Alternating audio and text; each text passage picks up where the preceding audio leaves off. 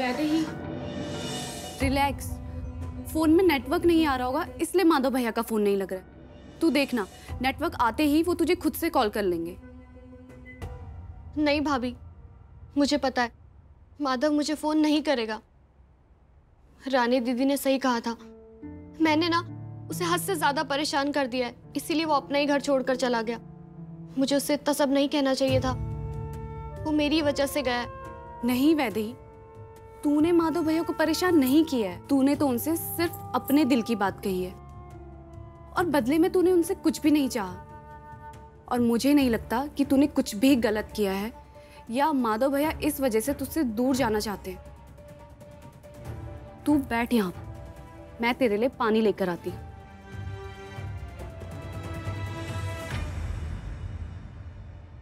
अरे ये तो माधव भैया का वॉलेट है ना, पर ये तेरे रूम में कैसे आया? हे भगवान, माधव अपना बटुआ यहीं पर छोड़ गया। हाँ, वो कल आया तो था मेरे कमरे में, पर मैं रसोई में चली गई थी पकौड़े बनाने के लिए। वो जब श्वेता जी से बात कर रहा था ना, तभी भूल गया होगा। अब क्या होगा भाभी? कहीं माधव किसी मुसीबत में तो नहीं फंस जाएगा? वो कैसे पहुंचेगा दिल्ली? मैं उसे बटुआ देकर आती हूँ। हाँ। क्या तू पागल हो गई है क्या वैदेही? कहाँ जाएगी इस वक्त? और तुझे पता भी है कि माधव भैया कहाँ पर है? ढूंढ लूंगी ना भाभी, आप ही ने तो कहा है ना कि वो अभी अभी निकला है, पास में ही होगा कहीं पर। और दिल्ली जाने का तो एक ही रास्ता है ना। मैं नहीं चाहती कि माधव किसी भी मुसीबत में फंस जाए। मुझे जाना ही होगा, मुझे जाना ही होगा भाभी। वैदेही पागल मत बन, सुन तो।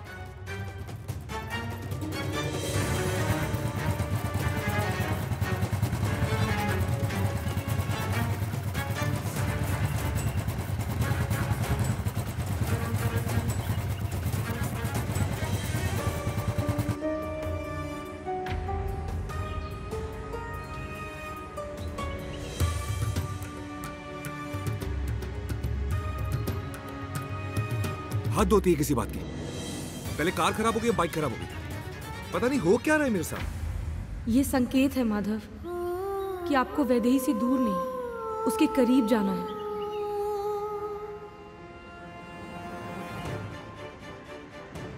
भैया थोड़ा जल्दी चलाओ ना। कहाँ गया माधव?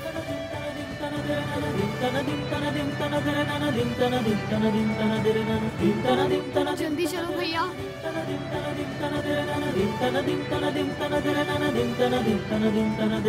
ये तो माधव की गाड़ी है। अरे भैया रोको रोको रोको, इधर।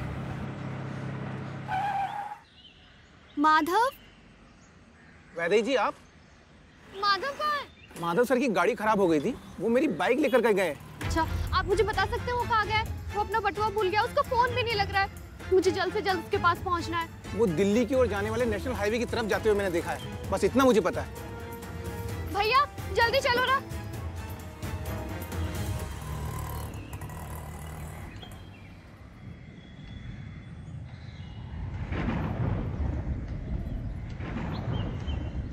एक और नई मुसीबत। ये मुसीबतें खत्म होने का नाम ही नहीं ले रही हैं। इतनी बड़ी लापरवाही कैसे कर सकता है वो? बटुआ कैसे छोड़ दिया उसने? हे भगवान, माधव की रक्षा करना, किसी भी मुसीबत से बचाना उसे। भैया और थोड़ा जल्दी चलो ना।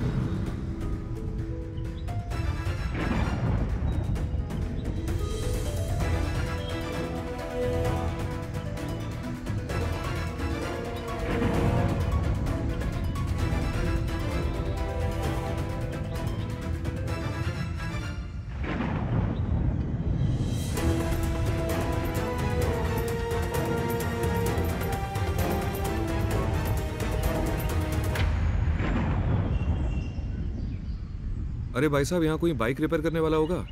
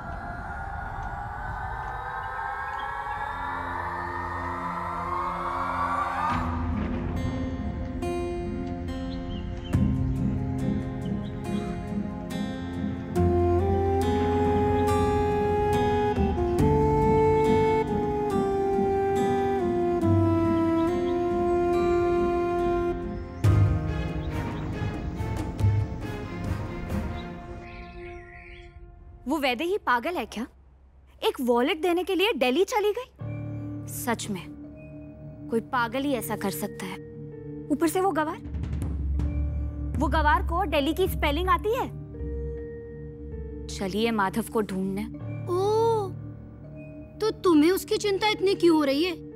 अरे वैसे भी अच्छा ही तो है, दिल्ली में कहीं गुम जाएगी और हमारी बला टल जाएगी। नीलिमा? हाँ नीलिमा। कितनी सॉलिड टाइम पे फोन आया। दो, मैं बात करती हूँ। रानी। Hello mummy. मम्मी आप कब आ रहे हो? मुझे है ना मम्मी आपसे बहुत सारी बातें करनी है। आपको बहुत अच्छी अच्छी खबर सुनानी है मम्मी, आप जल्दी आओ। मेरी मुसीबतें कब खत्म होगी ना, ये मुझे नहीं पता।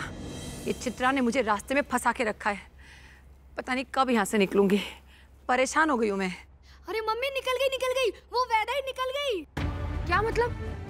कहाँ निकल गई? अरे मम्मी वो गवार खुद माधव भैया का वॉलेट देने के लिए दिल्ली निकल गई मम्मी। और मम्मी पता है इतने बड़े शहर में जाएगी, खुद ब खुद खो जाएगी। रानी कुछ भी बकवास मत कर। क्या हुआ ठीक से बता। बहुत हो गया रानी, बहुत बोल लिया तुमने। हाँ नीलिमा, मैं श्वेता बात कर रही हूँ।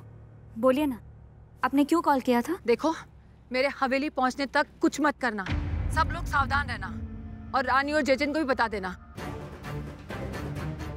और श्वेता खास करके तुम ऐसा कुछ मत करना कि मुझे आके तुम्हारे पर गुस्सा करना पड़े। ठीक है? ठीक है नीलिमा, समझ गई। Don't worry. अरे ओ भैया, अब और कितना समय लगेगा? मैडम मैंने सारे पंक्चर बना दिए हैं, पूरा इंजन, सारी तारें, सब कुछ चेक कर लिया, एकदम ठीक है। मगर फिर भी गाड़ी स्टार्ट ही नहीं हो रही। एक बार फिर से देखो, कुछ तो हुआ होगा। जी मैडम, देखता हूँ।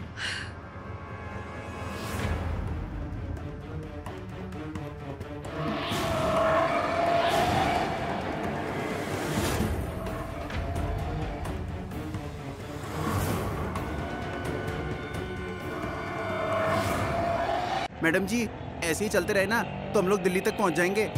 और वैसे भी दिल्ली तक जाने की बात नहीं हुई थी। और ये ऑटो है, हवा और पानी से नहीं चलता, सीएनजी से चलता है। और वो सीएनजी खत्म होने वाली है। और मुझे नहीं लगता जिनको आप ढूंढ रहे हो वो मिल जाएंगे। भैया ऐसे मत बोलो, अच्छा बोलो। अच्छा बोलोगे तो अच्छा होगा। आपने वो कहावत सुनी है, कोशिश करने वालों की कभी हार नहीं होती। कोशिश करूंगी तो माधव मिल जाएगा। मैडम जी शायद आपने वो कहावत नहीं सुनी, चारे के ढेर में सुई को ढूंढना। हाँ, इसका मतलब ये है कि इस एक्सप्रेस हाईवे पे उन आदमी को ढूंढने का मतलब चारे के अंदर सुई को ढूंढने के बराबर है। अरे भैया सुई मतलब माधव है तो इसी घास के ढेर मतलब हाईवे पर ना। तो आप ध्यान से चलाइए ना, बस आप अंगुस बोलते रहिए। हाँ क्या ओंगस पोंगस? बस अब दोबारा मत बोलना बस।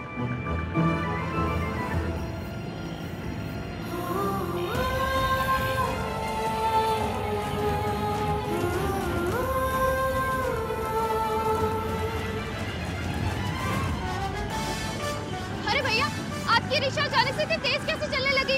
आपने तो कहा था कि सीएनजी खत्म होने वाला है। मुझे लगता है मेरी बातों का असर आप पर नहीं इस रिक्शा पर हो रहा है। ये बात तो मुझे भी समझ नहीं आ रही कि एकदम से इस पे जान कैसे आ गई।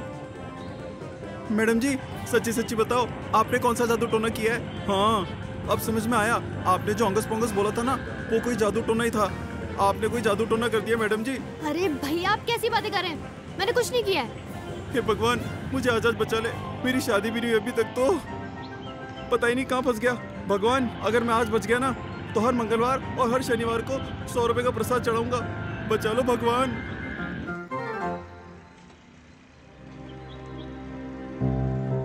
ये लो साहब, मैंने आपकी बाइक ठीक कर दी, अब आपको कोई परेशानी नहीं होगी। थैंक यू सो मच भाई साहब, मुझे लग रहा था मैं यहीं कहीं अटक जाऊंगा। वैसे कितने पैसे हुए? नया पार्ट लगा है और लेबर चार्ज मिला के पूरे 400 रुपए हो गए साहब।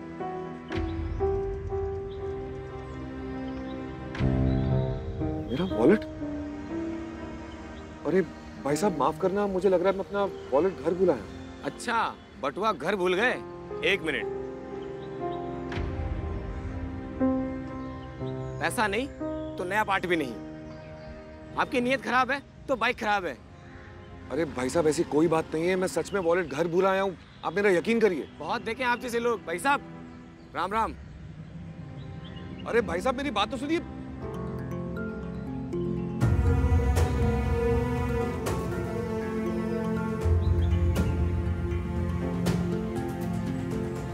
हे भगवान, अब क्या करूं? मैडम सच्ची सच्ची बताओ, आपने कौन सा मंत्र पढ़ा था? मेरा ऑटो तो बावला हुआ जा रहा है। अरे भैया मैंने कुछ नहीं किया है। मैडम जी, जब से आपने ओंगस पोंगस बोला, पता नहीं मेरे ऑटो को क्या हो गया है। मैंने कुछ नहीं किया है भैया। मुझे तो लगता है आपको ये रिक्शा ठीक से चलाना ही नहीं आता है। मुझे ठीक से चलाना नहीं आता है।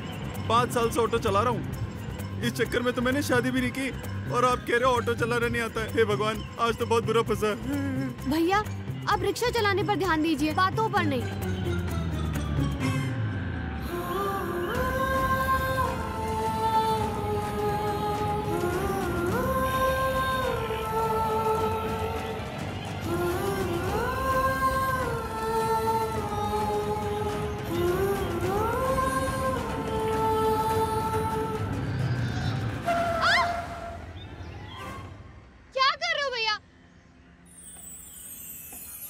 और आपने यहाँ पर क्यों रोक दिया?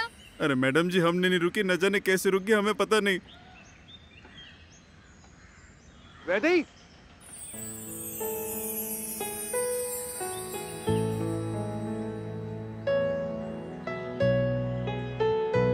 तू यहाँ क्या कर रही है? माधव, वो तू ये मत सोचना कि मैं तेरा पीछा करते हुए यहाँ तक आ गई। ऐसा कुछ भी नहीं है। वो मैं तेरा बटुआ देने के लिए यहाँ पर आई थी और तुझे ढूंढते ढूंढते यहाँ तक आ गई। मैं रिक्शे वाले भैया को पैसे दे देती हूँ, उन्होंने बहुत मदद की है मेरी। अरे नहीं नहीं मैडम जी, हमने आपकी कोई मदद नहीं की और ना ही हमें आपसे पैसे चाहिए। कहीं वो आपका टोटका मतलब ओंगा पोंगा फिर से न हो जाए और हमारा ऑटो हवा में न उड़ने लग जाए। मैडम जी, आपकी भला मतलब आपके पैसे अपने पास रखिए। हाँ, हम चले।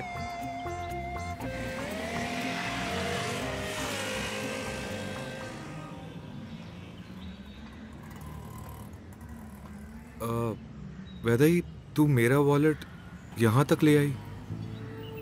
इस अनजान हाईवे तक? मुझे तो विश्वास नहीं हो रहा। और मुझे भी विश्वास नहीं हो रहा है कि तू अपना बटुआ घर पर ही भूल कर आ गया। तू तो ऐसा कभी नहीं करता ना। इन सारी चीजों का तू इतना ध्यान रखता है, फिर आज कैसे भूल गया? बिना पैसे लिए तू दिल्ली जा रहा था। पता नहीं क्या हो गया मुझे आजकल, कैसे मैं इतना केयरलेस हो गया हूँ। ये वॉलेट, चाबियाँ, इन सब चीजों का तो मैं बहुत ध्यान रखता था। एनीवे, छोड़, जो हो गया सो हो गया। लेकिन तू मेरा वॉलेट यहाँ तक लेके आई, thank you so much Vaidehi. बस बस, अब तू अपना बटुआ संभाल कर रख। अरे तू कहाँ जा रही है? वापस हवेली। लेकिन वो तेरा दोस्त तो चला गया। कौन दोस्त? वही ऑटो वाला जो तेरी इतनी तारीफ कर रहा था। वो मैंने उसे बहुत ज्यादा घुमाया ना, इसलिए वो इतना बोल रहा था। लेकिन मैंने उसे पूरे पैसे देकर भेजा है। पूरे पैसे? मैंने तो तुझे उसे पैसे देते हुए नहीं देखा। हे भगवान! चल छोड़, ऑटो वाला गया ना तो जान दे। अरे ये नहीं, पर ऐसा कैसे हो सकता है? अब क्या हो गया? तेरा बटुआ लिया मैंने जल्दी जल्दी में और अपना पर्स तो लाना ही भूल गई। ठीक है ना, तुम मेरे वॉलेट में तो पैसे हैं ना। माधव, तेरे बटुए से तुझसे बिना पूछे मैं पैसे निकाल कर तो नहीं दे सकती ना। तेरे भरोसे थोड़ी आई थी मैं यहाँ तक। हाँ हाँ, तू तो यहाँ वैदेहीगिरी करने आई थी ना। तुझे लगा होगा तू एक ऑटो पकड़ेगी, उसमें बैठेगी और बोलेगी माधव के पास लेके चलो, और तुझे वो तेजी से मेरे पास लेके आ जाएगा, है ना? ऐसा सोचा तो नहीं था, लेकिन हुआ बिल्कुल ऐसा ही है। जैसे कोई जादू हो गया और मैं सीधा तेरे पास आ गई। देख, मैं कोई जादू वादू में तो बिलीव नहीं करता, लेकिन अब जब तक मैं तुझे घर वापस नहीं छोड़ देता, तब तक मैं कहीं और नहीं जा सकता। चल। नहीं नहीं, उसकी जरूरत नहीं है, मैं चली जाऊंगी। वैदेही, बस कर, चल।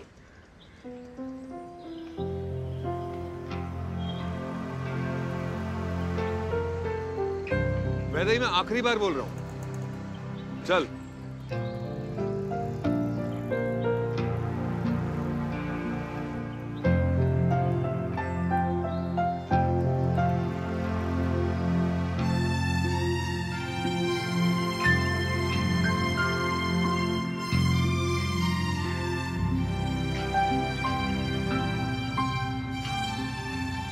मैं यही तो चाहती थी कि तुम दोनों एक सुहानी सफर में हम सफर बन जाओ।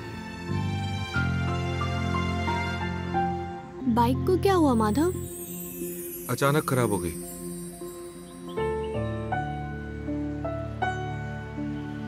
एक बात बोलूं? हाँ बोल। अगर हम ऐसे ही चलते हुए हवेली जाएंगे ना, तो जब तक हम वहां पहुंचेंगे हमें कोई नहीं पहचानेगा, क्योंकि तेरी दाढ़ी लंबी होके सफेद हो गई होगी और मेरी कमर झुक गई होगी। Very funny. अब तू ना जोक्स में ज्यादा ध्यान मत दे, उससे ज्यादा दिमाग लगा कहीं मैकेनिक मिल जाए। जो एक था वो भी चला गया। पर यहाँ दूर दूर तक कोई नहीं नजर आ रहा है। वही तो प्रॉब्लम है। एक काम करते हैं, हम कोशिश करते हैं ना खुद बाइक ठीक करने की। सीरियसली? ये कोई मजाक है? बाइक ठीक करना? हम ठीक करेंगे बाइक। तूने वो कहावत भी सुनी क्या? कोशिश करने वालों की कभी हार नहीं होती। वैसे तो इस वक्त मुझे कहावत सुना रही है, लाइक सीरियसली। ठीक है, सॉरी।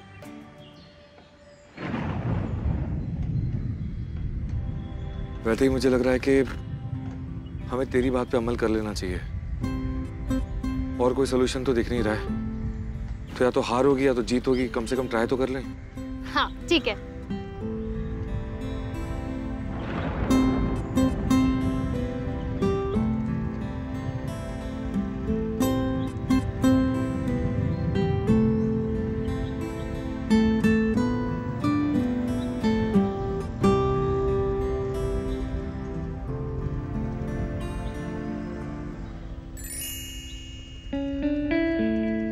माधव, ये वैसे ही मैं बाइक ठीक करने की कोशिश कर रहा हूँ ना, करने देना। पर ये एक बार देख तो सही है।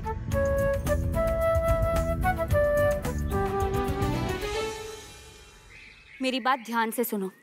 नीला माँ ने हम सबको एक साथ रहने का है। क्यों? साथ क्यों रहना है? बच्चे थोड़ी हैं। अरे बच्चे नहीं हैं। अगर नीला माँ की बात नहीं मानी तो बचने भी नहीं है। हाँ। क्या मतलब? मतलब ये कि सोचो, फिल्म के हीरो हीरोइन बहुत दूर पहुंच चुके हैं और मेन विलन बीच रास्ते में फंसा हुआ है। बचा कौन? हम सब लोग, फिल्म के साइड कैरेक्टर। वो आत्मा कर देगी एक एक करके हम सबका खात्मा।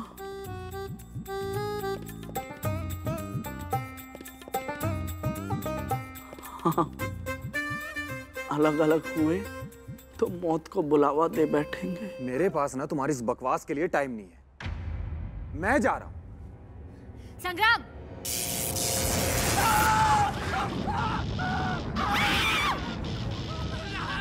अरे यार दिल चुप! क्या कर रहे हो दोनों?